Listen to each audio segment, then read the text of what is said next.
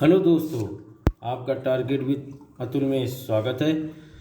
तो आज जैसा मैंने कहा था कि मैं मूल विधि शुरू करूंगा, तो मैंने आज से मूल विधि के जितने ऑब्जेक्टिव क्वेश्चन हैं मैं वो शुरू कर दिया हूँ। आज से ही शुरू कर रहा हूँ और लगभग काफ़ी क्वेश्चन है, लेकिन जितनी ये मूल विधि में आपने क्वेश्चन कर लिया तो बहुत है। इतना आप कर लेंगे तो आपका तैयार हो जाएगा मूल विधि।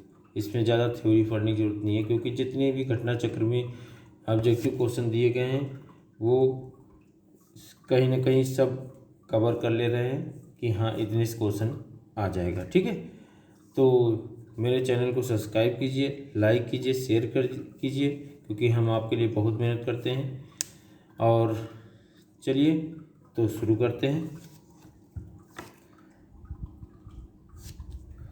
भारतीय दंड संहिता प्रवृत्त यानी लागू हुई, मतलब भारतीय दंड संहिता प्रवृत्त हुई यानी लागू हुई तो 6 अक्टूबर 1860 में, कि 6 दिसंबर 1860 से, 1 जनवरी 1861 से, कि 1 जनवरी 1862 से। तो आपका इसमें आंसर होगा 1 जनवरी 1862 से। ठीक है, आगे चलते हैं, इसका उसमें देख लेते हैं क्या दिया हुआ है। भारतीय दंड संहिता का प्रवर्तन यानी इन्फोर्समेंट 1 जनवरी 1862 से हुआ है। यद्यपि अधिनियम को गवर्नर जनरल की अनुमति 6 अक्टूबर 1860 को ही मिल गई थी। ठीक है, आगे चलते हैं। भारतीय दंड संहिता 1860 की धारा 1 संबंधित है। किससे संबंधित है धारा 1? तो आपका इसमें देख लीजिए, अपराध की परिभाषा से, कि संहिता के नाम और उसके प्रवर्तन की विस्तार से, संहिता के नाम और उसके क्षेत्राधिकार से, कि उपर्युक्त में से कोई नहीं। तो इसमें आपका है कि संहिता के नाम और उसके प्रवर्तन के विस्तार से। ठीक है, चलिए आगे चलते हैं। इसकी व्याख्या देख लें। भारतीय दंड संहिता की धारा 1 संहिता के नाम और उसके प्रवर्तन के विस्तार से संबंधित है। ठीक है, आगे चलते हैं। तीसरा क्वेश्चन, भारतीय दंड संहिता का समुद्र में क्षेत्राधिकार तक फैला हुआ है। ठीक, तो 12 समुद्री मील, कि 12 समुद्री मील, 8 समुद्री मील, 12 मील, 8 मील।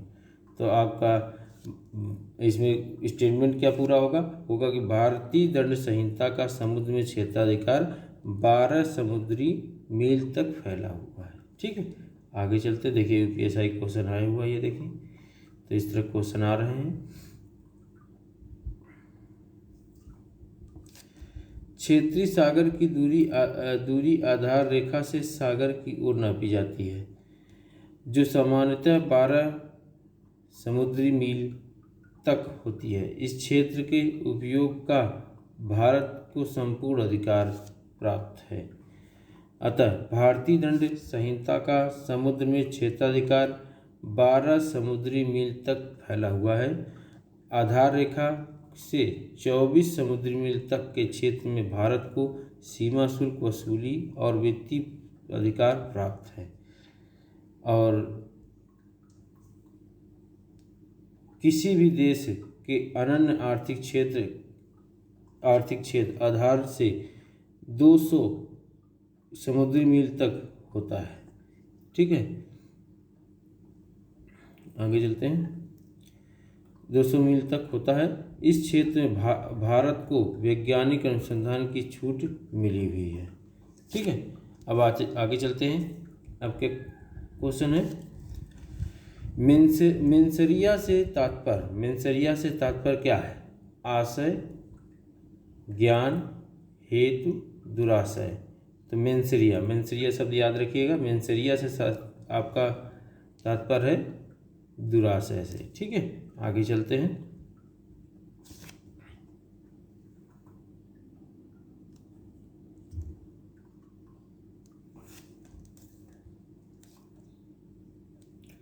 अपराध के 4 आवश्यक तत्व हैं। एक मानव, आपराधिक, मनःस्थित या दुराशय या मेंसिरा अभी जो पढ़ा है, मेंसिरा, आपराधिकृत तथा ऐसे आपराधिकृत से मानव अथवा समाज को क्षति कार्य का हेतु, मोटिव, अपराध का आवश्यक तत्व नहीं है। ठीक है, आगे चलते हैं। इनमें से कौन से अपराध के मूलभूत तत्व हैं? ठीक, इनमें से कौन से अपराध के मूलभूत तत्व हैं? इंसान द्वारा किए गए आपराधिक इरादा, कोई अवैध कार्य या चूक, किसी अन्य व्यक्ति के शरीर, मन, प्रतिष्ठा या संपत्ति को चोट पहुंचाना। तो आपका इसमें देखिए, इंसान अपराध के मूलभूत तत्व क्या हैं? इंसान द्वारा किए गए, ये भी अपराध के ही मूलभूत तत्व हैं। आपराधिक इरादा, कोई अपराध के लिए आप इरादा कर रहे हैं या वो भी आपका है। कोई अवैध कार्य या चूक, कोई अवैध कार्य कर रहे हैं या कोई चूक कर दिए तो भी। किसी अन्य व्यक्ति के शरीर, मन, प्रतिष्ठा और या संपत्ति को चोट पहुंचा रहे हैं तभी आप अपराधी कहला रहे हैं। तो ये आपके जहाँ तक PQRS यानी सब आपके सही है। तो देखिए, ये देखिए PQRS। ठीक, तो UPSI देखिए क्वेश्चन पूछा हुआ है। ठीक है, आगे चलते हैं, इसकी व्याख्या देखते हैं। अपराध के 4 मूलभूत तत्व हैं। मानव, आपराधिक, मनःस्थित या दुराशय, आपराधिकृत तथा ऐसे कृत आपराधिक से मानव अथवा समाज को क्षति। ठीक है, आगे चलते हैं।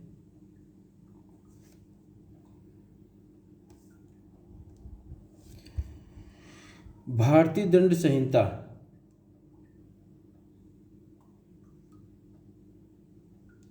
भारतीय दंड संहिता 1860 ईस्वी में लॉर्ड मैकाले याद रखिएगा द्वारा प्रारूपित संहिता का संशोधित संस्करण है। इनमें से किन देशों की दंड संहिता उसी प्रारूप पर आधारित है? तो सिंगापुर, ब्रुनोई, श्रीलंका। सिंगापुर में भी इसी दंड संहिता इसी प्रारूप पर आधारित है, और ब्रुनई ये भी, और श्रीलंका, ये तीनों आपके जो हैं इसी पर आधारित हैं। ठीक है, ये देखिए ABC। ठीक, ये देखिए UPSI क्वेश्चन आया हुआ है। भारतीय दंड संहिता 1860 ईस्वी में लॉर्ड मैकाले द्वारा प्रारूपित संहिता का संशोधित संस्करण है। सिंगापुर, ब्रुनोई, श्रीलंका जैसे देशों की दंड संहिता उसी प्रारूप पर आधारित है। ठीक है, आगे चलते हैं। भारतीय दंड संहिता में स्त्री शब्द घोतक है। भारतीय दंड संहिता में जो स्त्री शब्द है वो घोतक है।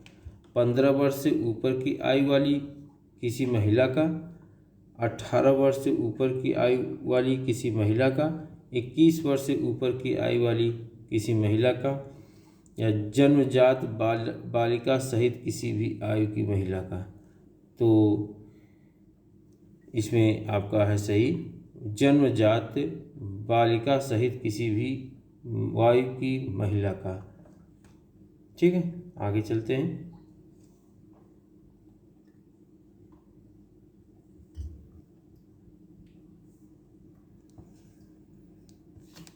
भारतीय दंड संहिता की धारा 10 याद रखिएगा, धारा 10 जो स्त्री शब्द घोतक है वो धारा 10 में है। ठीक है, याद रखिएगा ये। स्त्री शब्द किसी भी आयु की मानव नारी का द्योतक है, चाहे वह जन्मजात बालिका हो या किसी भी आयु की महिला हो। ठीक है, आगे चलें। भारतीय दंड संहिता की किस धारा में भारत को परिभाषित किया गया है? ठीक, भारत को परिभाषित किया गया है। तो किस धारा में किया गया है? धारा 16 में, धारा 17 में, धारा 18 में, धारा 19 में। तो आपका इसमें किया गया धारा 18 में। जो भारत शब्द को परिभाषित किया गया है वो धारा 18 में किया गया है। ठीक है, धारा 18 में। तो चलिए इसका व्याख्या देखते हैं। भारतीय दंड संहिता की धारा 18 में भारत को परिभाषित किया गया है।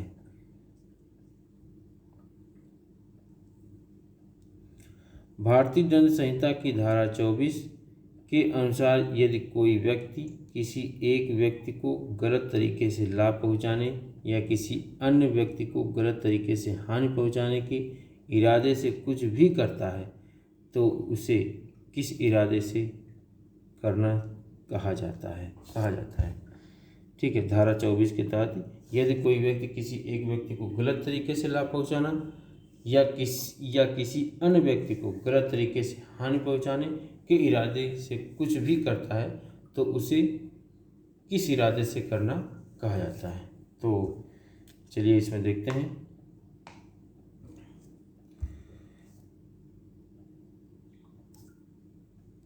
संज्ञान के कि अनुमोदन के, बेईमानी के कि कलह के। तो आपका इसमें क्या है? बेईमानी के। ठीक है, इसमें बेईमानी के। ये देखिए यूपीएससी में क्वेश्चन आया हुआ, ये ध्यान रखिएगा। भारतीय दंड संहिता की धारा 24, भारतीय दंड संहिता की धारा 24 के अनुसार यदि कोई व्यक्ति किसी एक व्यक्ति को सदोष तरीके से लाभ पहुंचाने या किसी अन्य व्यक्ति को सदोष तरीके से हानि पहुंचाने के इरादे से कुछ करता है तो उसे बेईमानी के इरादे से करना कहा जाता है। ठीक है, तो चलिए आगे देखते हैं। अब समान आशय से संबंधित प्रावधान आईपीसी की धारा में दिए गए हैं। समान आशय से संबंधित प्रावधान आईपीसी की धारा के किस धारा में दिए गए हैं? ठीक, तो धारा 34 की, धारा 149 की, धारा 297, धारा 316। तो इसमें आपका क्या है? धारा 34। ठीक, आइए इसके व्याख्या देख लेते हैं। समान आशय से संबंधित प्रावधान भारतीय दंड संहिता की धारा 34 में दिए गए हैं। धारा 49 में समान उद्देश्य, धारा 297 में कब्रिस्तान आदि के अतिचार एवं धारा 316 में किसी सजीव अजात शिशु की मृत्यु कारित करने से संबंधित प्रावधान समाहित है। ठीक है, आगे चलते हैं हम। भारतीय दंड संहिता की धारा 34 पर प्रसिद्ध वाद है, याद रखिएगा, ये इम्पोर्टेंट है, याद रखिएगा इसको कि प्रसिद्ध वाद कौन से हैं।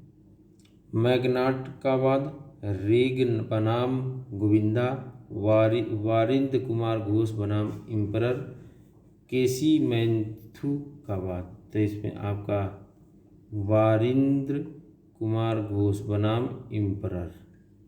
ठीक है, याद रखिएगा।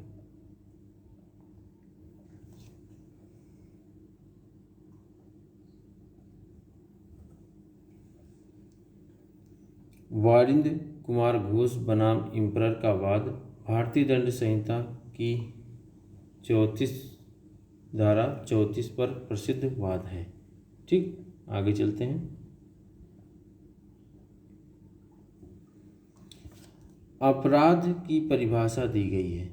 अपराध की परिभाषा दी गई है भारतीय दंड संहिता 1860 के अध्याय 2 में, दंड प्रक्रिया संहिता 1973 की धारा 2N में, कि भारतीय साक्ष्य अधिनियम 1872 की धारा 3 में, उपयुक्त सभी। तो इसमें आपका आंसर होगा भारतीय दंड इसमें आपका आंसर होगा दंड प्रक्रिया संहिता 1973 की धारा 2N में। ठीक है, आगे चलते हैं। अब इसकी व्याख्या देख लेते हैं। अपराध की प्रत्यक्ष परिभाषा को दंड प्रक्रिया संहिता की धारा 2N में दिया गया है, जिसके अनुसार अपराध से कोई ऐसा कार्य या लोक अभिप्रेत है जो तत्समय प्रवृत्त किसी भी विधि के द्वारा दंडनीय बना दिया गया है, और इसके अंतर्गत कोई ऐसा कार्य भी है जिसके बारे में पशु अत्याचार अधिनियम 1871 की धारा 20 के अधीन परिवाद किया जा सकता है। ठीक, आगे देखते हैं।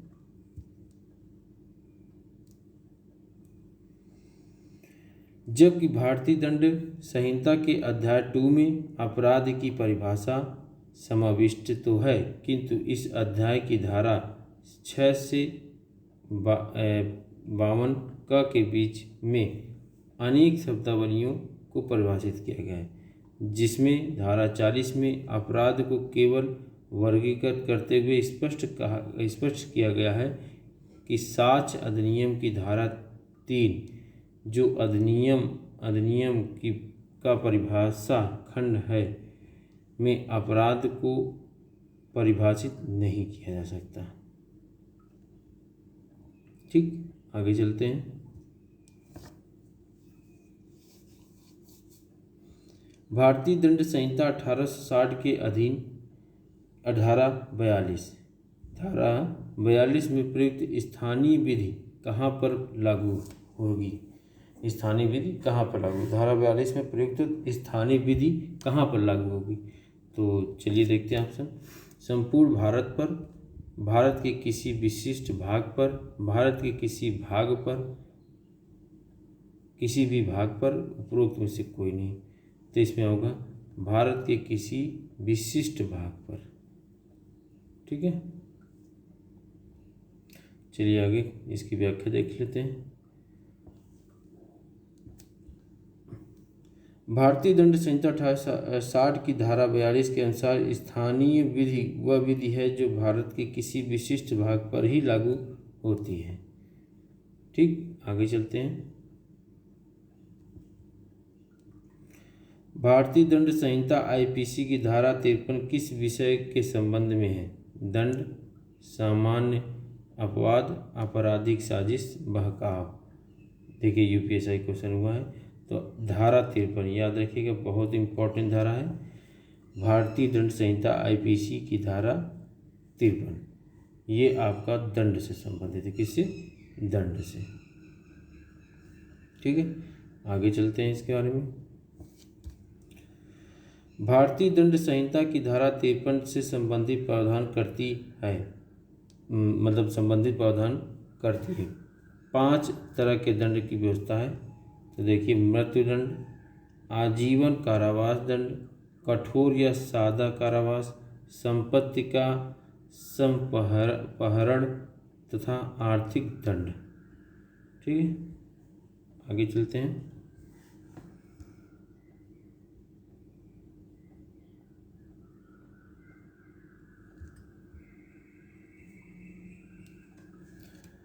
भारतीय दंड संहिता के अधीन कितने प्रकार के दंडों की व्यवस्था की गई है?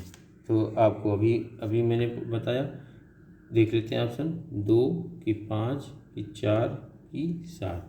तो आपका इसमें क्या है? 5। इसमें कौन कौन सी धारा थी तो वो बता देते हैं। पहला धारा आपकी धारा थी मृत्युदंड। क्या थी? मृत्युदंड।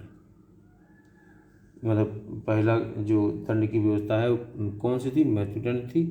दूसरा आपका है आजीवन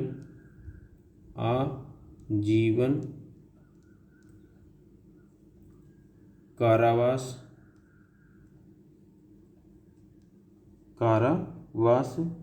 और फिर तीसरा क्या है? आपका कठोर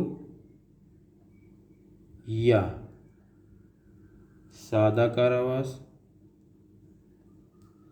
और आपका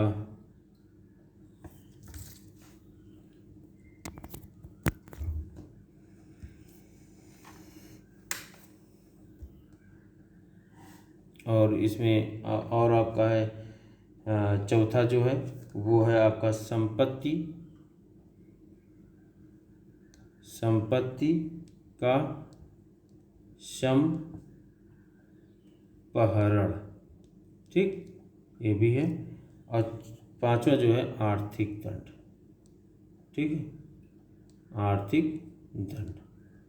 ये 5 याद रखिएगा, ये बहुत इंपॉर्टेंट और धारा 53 के अंतर्गत आता है, ठीक है। तो इसमें आपको देखो 5 है। अब इसकी व्याख्या देख लेते हैं। देखिए, भारतीय दंड की धारा 53 के अनुसार अपराधी इस संहिता के अपराधों के अधीन जिन दंडों से दंडनीय है वे इस प्रकार है। पहला मृत्युदंड, दूसरा आजीवन कारावास, तीसरा कारावास जो दो की भांति का है। जैसे पहले कठिन अर्थात कठोर श्रम के साथ एक सादा, चौथा संपत्ति का संपहरण, पांचवा जुर्माना यानी या अर्थदंड जिसे हम आर्थिक दंड कहते हैं, ठीक है। तो ये हुआ। और आगे चलते हैं, इसको पढ़ते हैं। ये वाला क्वेश्चन 16 कह रहा है, राम ने एक अपराध किया जिसके लिए सजा सिर्फ 40 रुपये का जुर्माना था, ठीक। राम अपराध किया जिसके लिए उसको लिए सजा सिर्फ 40 रुपये का जुर्माना था, लेकिन वह इस राशि का भुगतान नहीं कर सका। फिर आईपीसी की धारा 67 याद रखिएगा, धारा याद रखिएगा 67 के अनुसार उसे भुगतान न करने के लिए अधिकतम महीने तक के लिए कैद किया जा सकता है।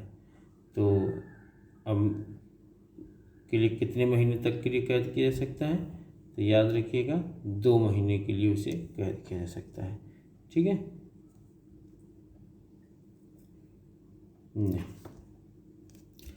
भारतीय दंड संहिता की धारा 67 याद रखें, 67 में जुर्माना न देने पर कारावास, जबकि अपराध केवल जुर्माने से दंडनीय हो का उपबंध है। उपबंध इस प्रकार है, यदि जुर्माने की रकम 50 रुपये तक हो तो कारावास 2 माह तक, यदि जुर्माने की रकम 100 रुपये है तो कारावास 4 महीने तक का, तथा जुर्माना 100 रुपये से अधिक होने पर है तो कारावास 6 माह तक का, ठीक है। तो देखिए, जिस हिसाब से दंड है उस हिसाब से कारावास है। जैसे ये 50 रुपये का दंड दिया गया है, आप इसको नहीं दे पा रहे हैं तो आपको 2 महीने का कारावास होगा। अगर आपका जुर्माने की रकम 100 रुपये है और आप इसको नहीं दे पा रहे तो 4 महीने का कारावास झेलेंगे, और जुर्माने 100 रुपये से अधिक है तो आप 6 महीने तक का करेंगे, ठीक है। याद रखिएगा, बहुत इंपॉर्टेंट है, ये सब आते भी हैं क्वेश्चन। देखिए, भारतीय दंड संहिता के अनुसार निम्नलिखित निष्कर्ष में कौन सा सही होगा?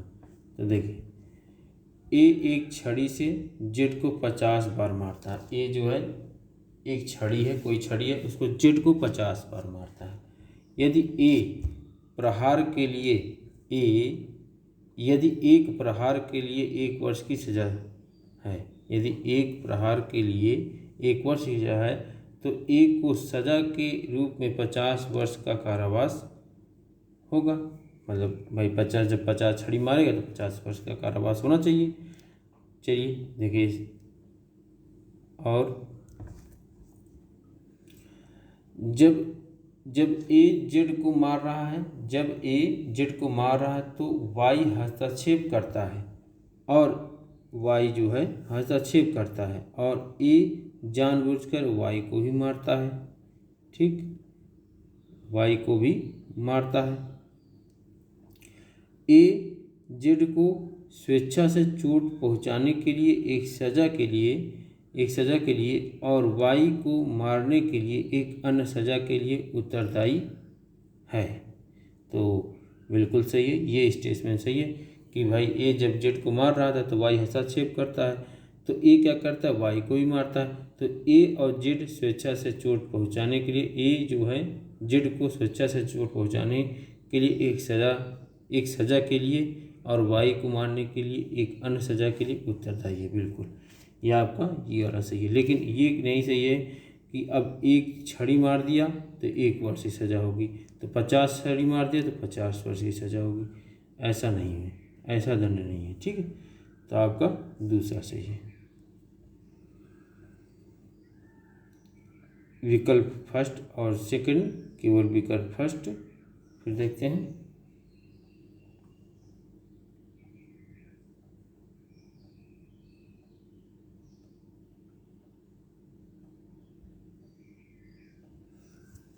विकल्प फर्स्ट सेकंड दोनों में से कोई नहीं। तो देखिए यूपीएससी परीक्षा में आया है, लेकिन देखिए विकल्प सेकंड। ठीक है, आगे चलते हैं, इसकी व्याख्या देख लेते हैं। ए एक छड़ी से जेड को 50 बार मारता है। भारतीय दंड संहिता की धारा 71 में प्रावधान यह है कि कोई एक छड़ी मारे या 50 छड़ी मारे, सज़ा एक ही तरह की होगी। ठीक, यही अर्थात ए को 1 वर्ष की सज़ा होगी, न कि 50 वर्ष की, वो 50 वर्ष का कारावास। अतः कथन असत्य है। जब ए जेड को मार रहा है तो वाई हस्तक्षेप करता है और ए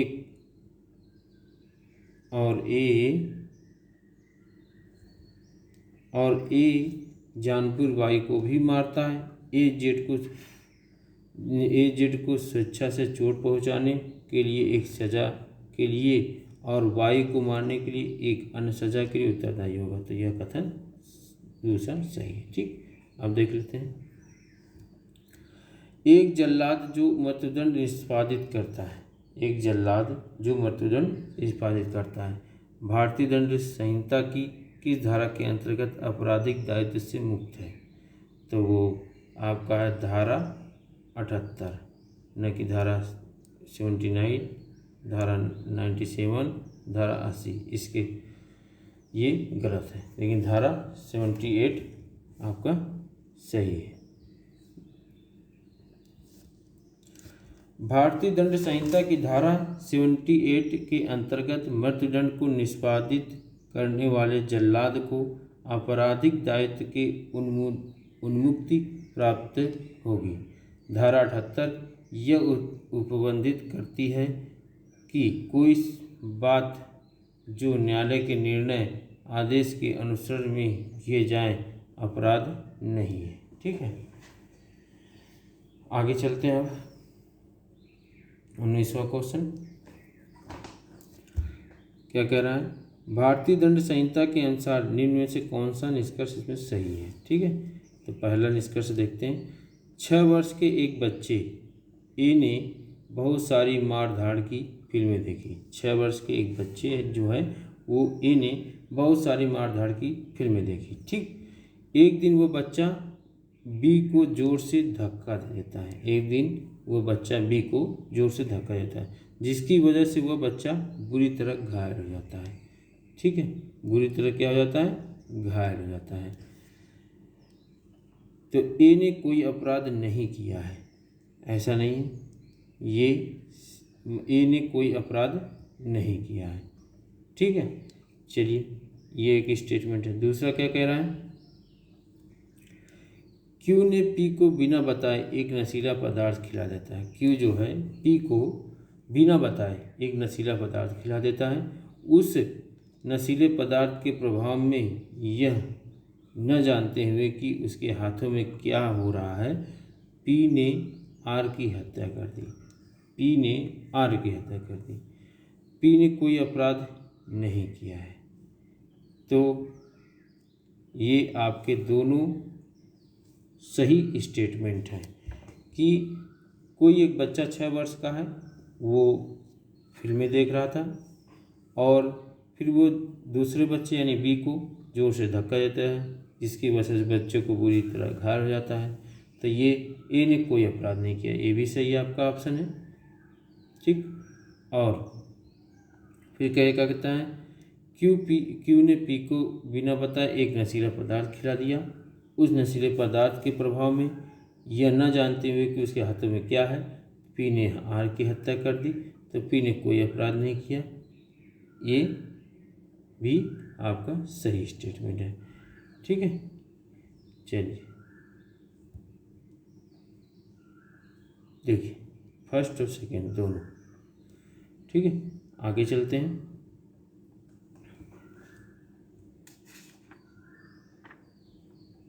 तो आज इतना ही। 19 क्वेश्चन की व्याख्या कल किया जाएगा। तो आज इतना ही, और ऐसे ही धीरे धीरे पढ़ते रहिए। मैं जितने चैप्टर हैं घटना चक्र में मूलविद के, मैं एक एक चैप्टर के ऑब्जेक्टिव क्वेश्चन कराऊंगा, और इससे बहुत पर्याप्त है, आपको बहुत इससे फ़ायदा होगा। ठीक है, तो आज इतना ही। तो चलिए, मेरे चैनल को सब्सक्राइब कीजिए, लाइक कीजिए, शेयर कीजिए। आप बहुत अच्छे से पढ़िए। देखिए एग्ज़ाम, मेरा जो मानना है एग्ज़ाम जो होगा वो आपका अक्टूबर तक होगा, उसके पहले नहीं हो सकता। अगर उसके पहले हो जाएगा तो बहुत अच्छी बात है, लेकिन मुझे ऐसा नहीं लगता है। लेकिन तैयारी बना के रखिए, क्योंकि शायद सितंबर तक भी हो जाए एग्ज़ाम। ठीक है, तो जय हिंद, जय भारत, नमस्कार।